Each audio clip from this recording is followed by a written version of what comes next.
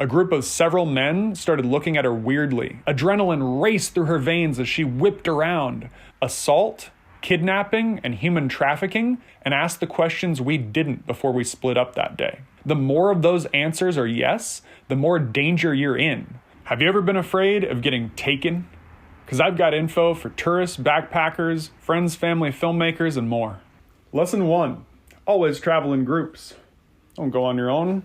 Bring someone with you who could help you out along the way. If you remember from the last episode, we were in Nice, France, and we had a lot of filming to do on the morning of July 10th, 2012, in order to catch up on the scenes we'd missed. But we did manage to get most of it done.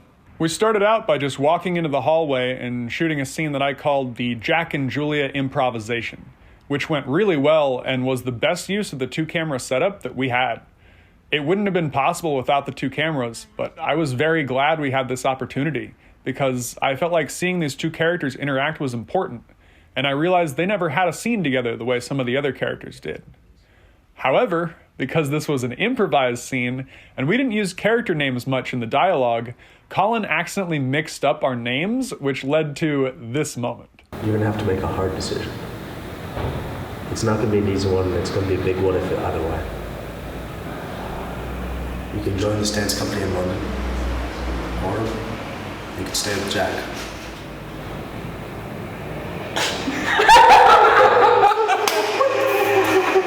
His name is Ross.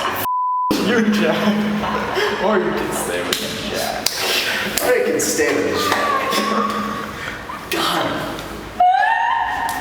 That's it. We had a problem though. This area was pretty dark, and we struggled to get enough light for one of the shots we were trying to get. All we had was the walking stick that one of us had found in Pamplona, so somebody had the genius idea to hang a headlamp from the stick and use it like a boom pole for the light. The best part was this worked, and we managed to get the light shining on Colin when he stepped out of the elevator.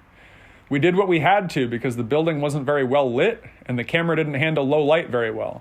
But you gotta work with what you have, and that shot would have been unusable without that extra light. Next, we went back to our room and shot scene 41, which I called Too Kinky, and we could hardly hold our laughter in.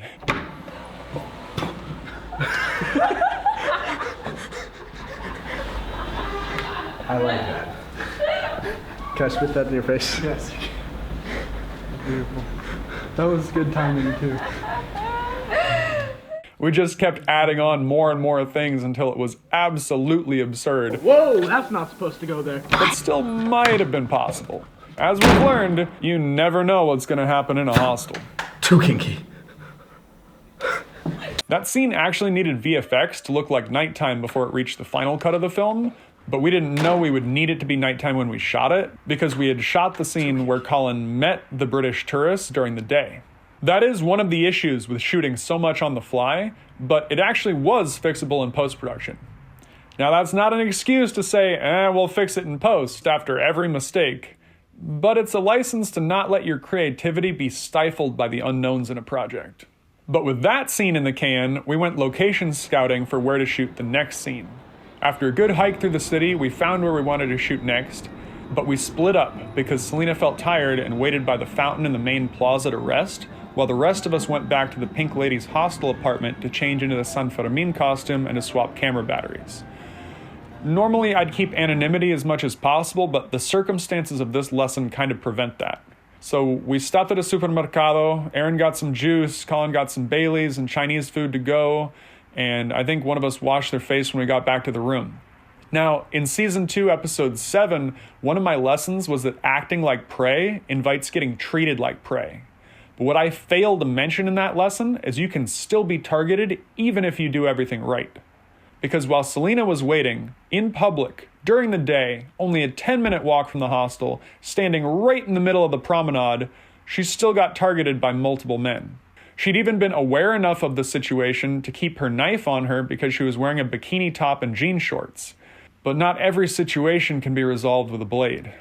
A group of several men started looking at her weirdly and started blowing kisses at her from a distance. One guy left the group and walked straight up to her, grabbed her hand, and told her to come with them. She said no, managed to pull her hand back, and started walking away quickly as this whole group of men started to follow her. She moved through the streets with speed, trying to turn corners and find intersections so the men pursuing her would be unsure of which direction she'd gone. She did her best to evade the people tailing her, and by the time she got to Old Town Nice, it seemed like she'd lost them. And she let out a sigh of relief, but then she felt someone spank her ass hard. Adrenaline raced through her veins as she whipped around, but what she saw was not the group of men, but a boy, maybe 10 to 12 years old. But he had a grin on his face that showed that this was no accident. And he laughed at her sarcastically and said, "Désolé, mademoiselle." And at that point, Selena ran the rest of the way back to the hostel, where she found us changing and explained to me what had happened. I think it's important to know when and how to use strong words, and that was the time for them. When Selena told me what happened to convey the message to Aaron and Colin, I said, she got harassed because we took too long. It was the only time I cussed at anyone during the production of Carpe Diem, but it was also the only time our actions had endangered someone like that. Upon hearing this, one person punched a wall and split his hand open, leaving a blood stain on the stairwell, and another threw up because he'd run up the stairs after drinking too much Bailey's. To be honest, we all felt terrible about this, but there was nothing we could do about it.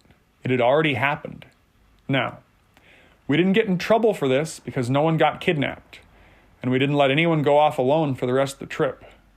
However, assault, kidnapping, and human trafficking are definitely things you need to watch out for when traveling, especially in certain high-risk areas. For example, Phoenix, Arizona, Ciudad de Mexico, and Caracas, Venezuela are world-renowned for being hotbeds of human trafficking, so keep your wits about you if you visit those areas. And unfortunately, the French Riviera is also one of those areas, especially during the summer, specifically because of the Cannes Film Festival. That might sound a little odd at first, but think about it.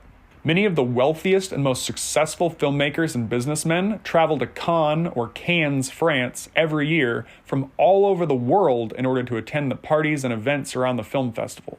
And wherever wealth congregates, so do people selling vices.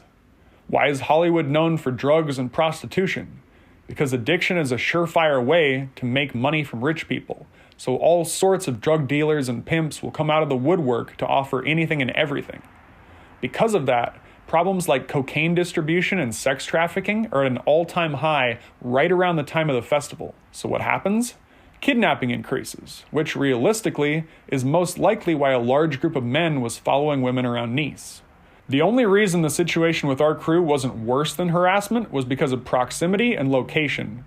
And that's disregarding the fact that she was technically assaulted by a minor. As I mentioned, this took place in broad daylight in the middle of the main promenade, and we were only a few minutes away. If this had taken place at night in an alleyway and we'd been farther away, that situation could have been very different. Of course, it's possible that these people weren't actually out to kidnap her, but that many grown men following a woman around doesn't bode well no matter what. So pay attention to your surroundings and ask the questions we didn't before we split up that day. Are you alone? Do you not know where you're going? Do you stand out from the crowd due to your clothing, makeup, skin color, or hair color? Are you short? Are you young? Are you pretty? Are you skinny? Do you look lost? Do you look nervous? The more of those answers are yes, the more danger you're in, because you'll start to look like a better and better target. And you can't control the actions of those around you, but you can protect yourself. Walk in groups. Go with someone who knows the way. Avoid private areas. Don't use headphones, etc. I'm sure any woman who's lived in a major city could give way better advice than I could about that. But on our trip, things calmed down over the next hour or so. Selena wanted to act as if nothing had happened, so we stuck to our schedule and still filmed a couple of scenes that evening. We went back out to Old Town Nice, in a group of 4 this time, and we found a living statue performer that we wanted to work with. He didn't speak French or English despite being in France, but then I asked if he spoke Spanish, and it turned out that was his first language. So he and I spoke for a bit, and he agreed to shoot with us. So we filmed scene Daniel finds his backpack out in the alleys of Nice, and that was how Jonathan Meliquo became our living statue for the film. I was forever glad that I spoke Spanish well enough to get people on board with what we were doing, because that had to have been the 3rd or 4th time at that point. and we were thankful, so we made sure to drop some euros in his tip jar before we parted ways. After the sunset, around 10 p.m., we shot scene 50 looking for Daniel as well. We had a few good laughs because after we filmed this scene in the alley, we saw an old woman throw a huge pan of water down from her window onto someone who was walking by. I don't think I'd ever seen someone fully clothed get hit with water like that. I mean, this water hit the guy from 2 stories up, and it soaked him from head to toe and almost knocked him to the ground. We were lucky it wasn't us she was mad at, though, because that much water would have ruined the camera. But as we packed up after filming that scene, a girl who just oozed filthy rich came up to us and asked if we were shooting a movie. She seemed to be around our age, so we said, yeah, we were. And she said we just had to take a photo together. So we did, even though we felt a little awkward about it. After she left, the 4 of us had a conversation about what a strange, snobby person she was. But then Aaron ripped his pants while doing cartwheels for a couple of additional shots we'd wanted. My pants ripped. With our scenes finished, but a hole in Aaron's pants, we decided to head back to the Pink Lady hostel. It was 97 degrees that night with no AC in our bedroom, so we slept naked under the sheets of our 4 twin beds. After 30 days of traveling in close proximity, we were comfortable enough that we did what we needed to in order to make the heat bearable. But we weren't walking around naked around each other either. But we woke up the morning of July 11th to see that the Pink Lady herself had unlocked the door to our apartment and barged into our bedroom without knocking, while all 4 of us were still naked under the sheets of the bed. She stood there, holding a chihuahua in her left hand, as she explained that we needed to pay 79 more euros for staying a second night. We had expected to pay extra money while checking out, but now we had a predicament on our hands. I reached over into my backpack and pulled out my wallet, keeping the sheet around my waist as I counted some cash. I held it out, and she just stood there from the doorway. So I did a quick twist to wrap the sheet around my waist like a towel, grabbed the money from the others, and managed to pay her on the spot, perhaps a little begrudgingly due to our nudity. But as sketchy hostels go, we felt like we got off kind of lucky. The Pink Lady left after she'd gotten the money, and we got dressed and checked out. We spent a few euros at an internet cafe so we could confirm our flight out of Florence, and then we headed for the train station. Lesson 2. Budget employee work, pay, play ratios accordingly. Everyone has a different tipping point, and you need to know when your friends, coworkers, employees, whoever, are reaching theirs. Because most of the money went into equipment and travel expenses, we'd had to camp in the woods, sleep in hostels, and sometimes survive off of a baguette and a bottle of water, but we made it work. However, that takes a toll on people. There will be times when people don't want to work or want to eat a real meal, and I found that it was an important but difficult tightrope to walk. How much could I push us to shoot in one day? Well, it depends on how much we'd shot the previous day and how fun that had been to shoot. Morale is incredibly important when no one's getting paid, so keep an eye on group morale and do what needs to be done, even if it means losing a day or 2 from the production schedule. Midnight that evening would be 1 month of traveling, filming, and being tourists all at once, from June 12th to July 12th. We dedicated over a month of our lives to making this movie happen, and I'll always be grateful for the work my friends and I put in. But it still took a toll. So, when we finished filming in Nice, we got on a train to Venice and traveled farther up the southern coast of France, seeing the rest of the French Riviera along the way. However, the train had a stop in the Principality of Monaco on the way to Italy, and one of us had the itch to see what the Monte-Carlo quartier was like, one of the 9 wards of the sovereign city-state. So he flipped a euro coin and decided to get off the train, and a second member of the ATAEC crew decided to join him. They promised to meet the rest of us at the Venice train station at 11 a.m. the next day, and they got off the train when it stopped.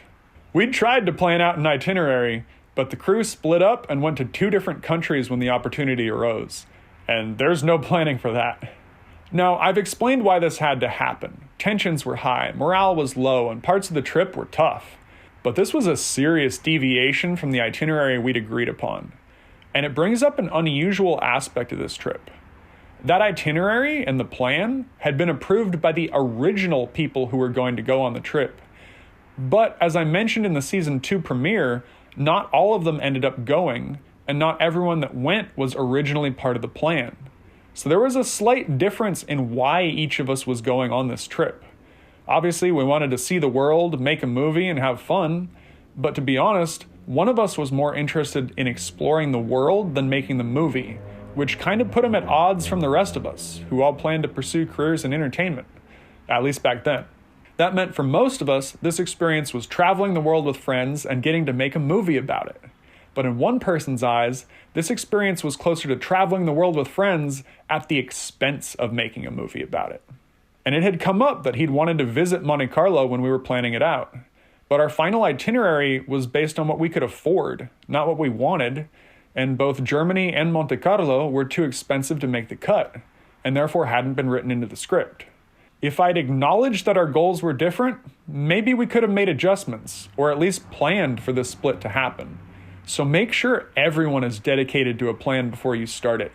Because as a spur-of-the-moment decision, this meant we lost a full day of shooting in Venice, and the plan that Aaron and I had just made to finish the film on time would have to change again. On top of that, it did not inspire confidence that our crew was splitting up the day after the group of men had stalked Selena through the streets of Nice. We were more nervous than ever. So what happened when half the crew got off the train in Monaco? Well, they walked along the cliffs of Monte-Carlo to see the view, and then went down to the beach, where they finally had the nude beach experience they'd wanted. But this was not a nude beach. They walked along Larvato Beach, which describes itself as family-friendly. But for the first time on the trip, they saw topless, attractive women swimming and sunbathing, instead of grandparents doing yoga. It's almost ironic that after going to nude beaches all over Europe, the best nude beach experience they had was not at a nude beach at all. But after that, they walked about a mile uphill in flip-flops and ran into the same girl we'd taken a picture with in Nice. The girl who had called Aaron Jackie Chan and called us a group of famous American filmmakers. But I think you can imagine why they didn't want to talk to her. So they carried on. After seeing the hotels and their prices, they sat down on a bench and acknowledged that they could not afford a place to stay the night here. And while they were sitting on that bench with their backpacks, two women walked past them and said, "They're poor," and walked away in disgust. It was interesting to see that the only time we'd actually been judged based on wealth was in Monte-Carlo. No one had said anything about what the ATAEC crew looked like or how much money we had in Paris, London, Barcelona, anywhere. But in Monte-Carlo, people had called it out loudly enough that they could intentionally hear it. Knowing deep down that these women were right, they were poor, or at least too poor for Monaco, they decided to sleep on the beach. But they stumbled upon a casino, and after all the luck we'd had on this trip, they wanted to see what would happen. Would they cash out big time or lose it all? Unfortunately, one of them wasn't old enough to go inside yet, so he gave 20 euros to the gambling crew member who walked in while he waited in anticipation outside. The last time our gambler had put 5 euros in a slot machine, within 30 seconds he'd gotten a 28 times return on investment, if you want to think about it that way. But this time, they were gambling 10 times that amount, but with the potential to win over 1,000 euros. Was he about to walk out with enough money to book one of the best hotels in Monte-Carlo? Or any hotel in Monaco, for that matter? This gamble would determine whether they slept indoors in comfort or outdoors with sand fleas. Our gambler walked out of the casino, went up to the other guy and said, "Well, I lost it all." All of it? All of it. He just lost 50 euros at the slots, and their potential to get a room somewhere was gone. So they walked back down to the shore and found a spot to sleep. Meanwhile, the other two of us were headed to Venice, which meant to stop in Ventimiglia along the way. While killing time, we took a dip in the sea, but it was one of the riskiest things I did the whole trip, because every clip of the footage we'd gotten was sitting in a backpack on the beach while both of us were in the water. I kept an eye on it the whole time, but I'm sure there were moments when I was distracted. But nothing happened. No one tried to steal it, everything was fine. So once we were out of the water, it was back to the train station for our train to Milan. We didn't arrive in Milan until after 9 p.m. though, 40 minutes later than we were supposed to, so we'd already missed our connecting train. Also, after booking that hotel, I was officially out of money in my checking account, so we gathered all the coins we had left, and then added a couple of coins that we'd found on the ground at the train station. We used that to buy 2 Burger King hamburgers for €1.90 each. In 24 hours, all we ate was 1 hamburger each, and that was all we could afford to eat until I was able to transfer money from my savings account to my checking account. But because I was overseas in 2012, I couldn't do that immediately. Unfortunately, there were no more trains to Venice that night. However, we did learn a great lesson from it. Be nice to everyone. You never know who can help you.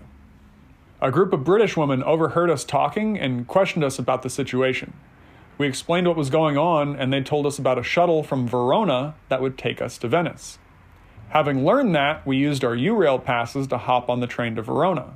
If the train worker had taken our U-Rail passes earlier, we would have been stuck there until I was able to transfer money, which I believe took 2 days. But we arrived in Verona and managed to get seats on one of the shuttles headed to the outskirts of Venice. When we arrived, a man offered to take us to our hotel, and we didn't see any other cab options, so we agreed. The car had a meter at least, so that made me believe that he was who he said he was. So we got in, and he drove us to an ATM after saying it would cost us €20 to get there. I told him about who we were and what we were doing along the way, and made a couple jokes about being indie filmmakers who were just trying our best. He took me to an ATM in a dark alley, where I took out €20 while he watched from a suspiciously close distance, and I made jokes about being broke. Luckily, even though I couldn't make any purchases with that card because the account was out of money, it let me overdraw the checking account and take money out of the ATM anyway. Again, a hair's breadth from disaster. One of us was told to stay in the cab while this was happening, and they saw someone soliciting prostitution on the side of the road. They got a little freaked out, especially after the experience in Nice, and checked the car for registration, but they couldn't find any and figured this might have been an unregistered cab driver. Meanwhile, the cab driver and I are returning to the cab now that I've given him the €20, and we then spent an hour and a half trying to find the hotel because this cab driver had no idea where he was going. In all that time, he never once turned the meter on either. But if he had, that probably would have been an €80 trip or more. So was he a real cab driver? And would he have taken us there if I hadn't told him all about who we were and what we were doing? Who knows? But we did arrive at the holiday hotel in Mestre, Italia around 2 a.m. And that was how the ATAEC Studios crew found ourselves in different countries that night. 2 of us on a beach in Monaco, and 2 of us in a hotel in Mestre. But you'll have to tune in next week to see what happens when we try to meet back up in Venice.